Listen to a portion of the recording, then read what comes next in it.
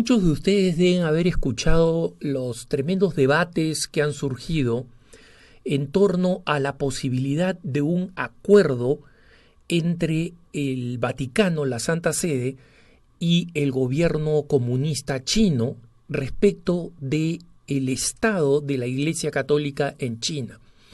Este es un tema complejo en el que los católicos en general pueden tener una opinión distinta. Hay un rango amplio de opiniones sobre las posibilidades de este acuerdo.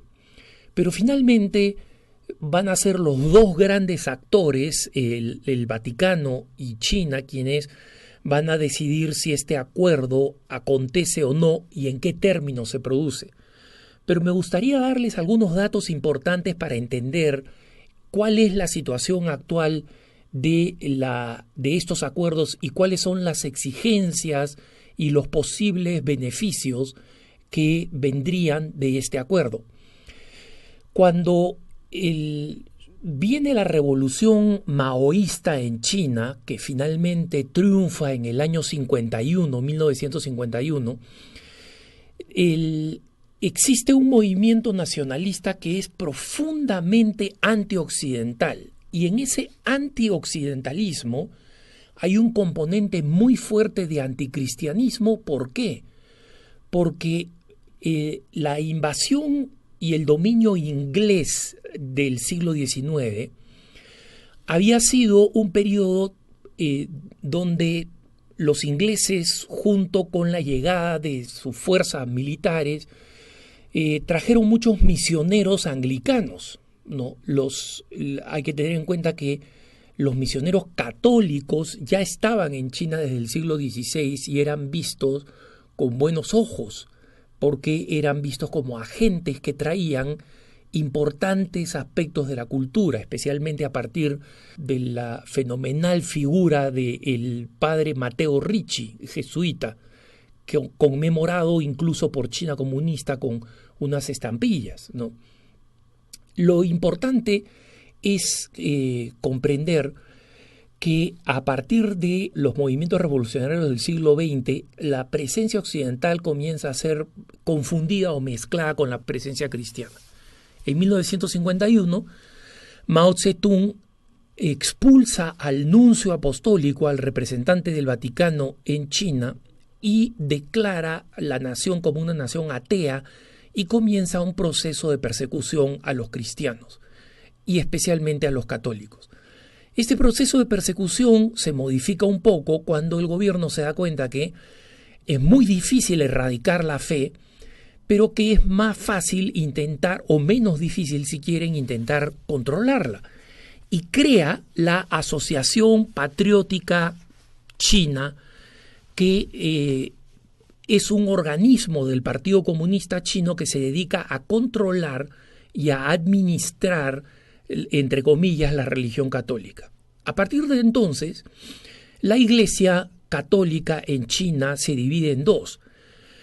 Aquellos que siguen los mandatos del gobierno chino y aquellos, en su gran mayoría, la gran mayoría, que deciden pasar a la clandestinidad como católicos.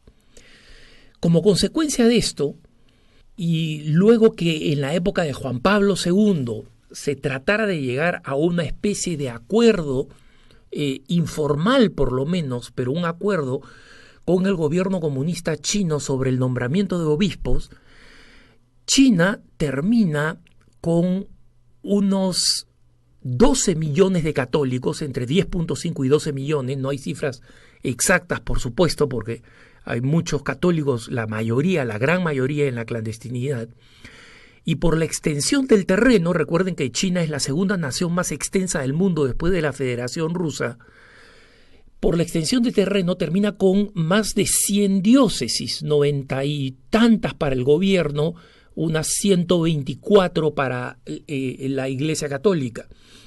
Y termina con un número altísimo, similar, cerca de 100 obispos. Pero entre estos obispos existe una variedad muy compleja. Un número mayoritario de obispos son reconocidos, aproximadamente unos 70 son reconocidos por tanto el Estado comunista chino como por la Iglesia Católica. Ha habido, digamos, un relativo acuerdo en esto, ¿no?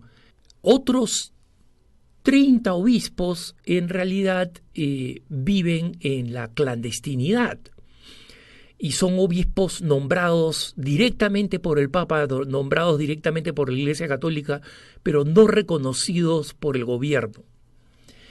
Y el tema más complejo probablemente es que existen 7 obispos que son reconocidos por el gobierno y solamente por el gobierno, y desconocidos por la Iglesia Católica, de los cuales 2 viven en concubinato, o sea, tienen mujer e hijos, de los 7, y otros 2 son obispos nombrados para diócesis que para la Iglesia Católica, para el Vaticano, ya tenían obispo y en consecuencia están excomulgados por la Iglesia Católica. O sea, tenemos 7 no reconocidos por la Iglesia Católica, de los cuales 2 son concubinos y 2 son excomulgados. Muy bien. ¿Cuáles son las propuestas que lograrían un acuerdo con el Vaticano teniendo en cuenta los pedidos del gobierno comunista chino? Y acá viene la parte más difícil. El gobierno comunista ha pedido que para él reconocer los obispos del Vaticano, que no son reconocidos por China, el Vaticano reconozca a su vez los obispos nombrados por el gobierno comunista chino de entre los católicos oficiales y les reconozca la autoridad en las diócesis en las cuales el Vaticano nunca les ha reconocido. ¿Y esto qué significa en la práctica? Significa en la práctica pedirle a un obispo muy anciano, bajo arresto domiciliario, que es el auténtico obispo de una de las diócesis, que renuncie a esta diócesis y acepte como sucesor al obispo excomulgado, que obviamente el Vaticano levantaría la excomunión y lo nombraría oficialmente como obispo de esa diócesis, ¿no? A cambio, el gobierno comunista reconocería al obispo anciano como obispo dimisionario, o sea, como alguien que fue obispo, y no le haría firmar ningún tipo de acuerdo con la asociación patriótica como obligan actualmente a firmar a los obispos oficialistas, o sea, los reconocidos por el gobierno. En el segundo caso, en la otra diócesis, el obispo no es un anciano, es bastante joven. La Santa Sede nombró un obispo bastante joven. ¿Y qué se le ha pedido? Se le ha pedido que acepte dejar de ser el obispo titular y pase a ser obispo auxiliar o incluso un obispo coadjutor, y recuerdo lo que significa coadjutor. Coadjutor significa que tiene derecho a sucesión, que apenas el otro obispo cumple 75 años, el obispo reinante, el obispo gobernante cumple 75 años, él inmediatamente sucede en el cargo al anterior obispo. Pero para esto tendría que dejar que el otro obispo excomulgado tome posesión una vez que el Vaticano le levante la excomunión y lo reconozca como obispo titular de esa diócesis. Hasta ahora, los 2 obispos que están excomulgados han enviado cartas extensas de pedido de perdón al Vaticano y al Papa, suplicando se le levante la excomunión, y obviamente eso abriría las puertas a que canónicamente puedan ser erigidos a estas 2 diócesis. Este enorme sacrificio por parte de la Iglesia de los católicos perseguidos, que después de haber estado siendo heroicamente hostigados por el régimen por su fidelidad inquebrantable al Vaticano, ha levantado muchas críticas. El mismo cardenal Joseph Zen, que es un cardenal ya de 90 años, pero retirado de Hong Kong, pero uno de los más prestigiosos y creíbles voceros de la Iglesia en China, ha señalado que él cree que es mejor ningún acuerdo que un mal acuerdo. El cardenal secretario de Estado, Pietro Parolin, en cambio, ha señalado que el acuerdo no es perfecto y el acuerdo tiene una serie de limitaciones y significa una serie de concesiones, pero que este acuerdo finalmente va a lograr el fin de la persecución de los católicos en China, de esa gran mayoría de católicos, que son más de 8 millones, y que con el fin de esta persecución ellos se van a convertir en una fuente de evangelización que realmente transforme el rostro de China. Recordemos que los católicos son cerca de 12 millones y la población china es 1.2 o 1.3 mil millones de chinos, ¿no? En consecuencia, las puertas evangelizadoras están abiertas enormemente a costa de estos sacrificios como los que se realizan en cualquier acuerdo. Entonces, no existe un consenso absoluto.